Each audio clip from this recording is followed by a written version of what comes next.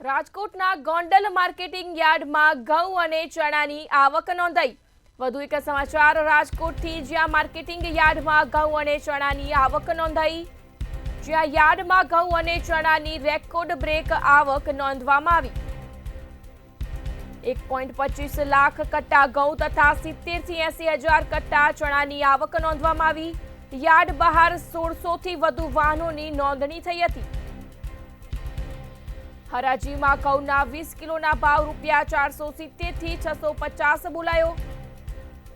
રાજકોટના ગોંડલ માર્કેટિંગ યાર્ડમાં ઘઉં અને ચણાની મબલખ આવક નોંધાઈ। દેશી ચણાના 20 કિલોના ભાવ 900 થી 1000 નોંધાયા।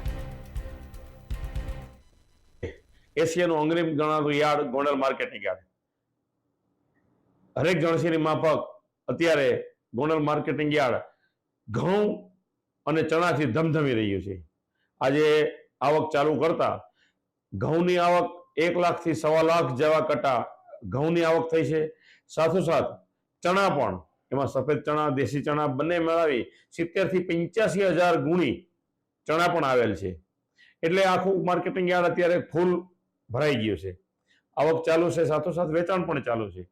એટલે આગામી દિવસોમાં બધાનો સેલ થઈ જવાનો છે। પરંતુ માર્ચ એન્ડિંગની તારીખ 26 થી 31 સુધીની રજા આવતી હોય દરેક ખેડૂત મિત્રોને નમ્ર વિનંતી કે નવી જાહેરાત આપણા પોર્ટલ દ્વારા ન થાય ત્યાં સુધી ઘઉં અને ચણા અત્રે લઈને આવવા નહીં, એવી તમને બધાને વિનંતી કરવામાં આવે છે।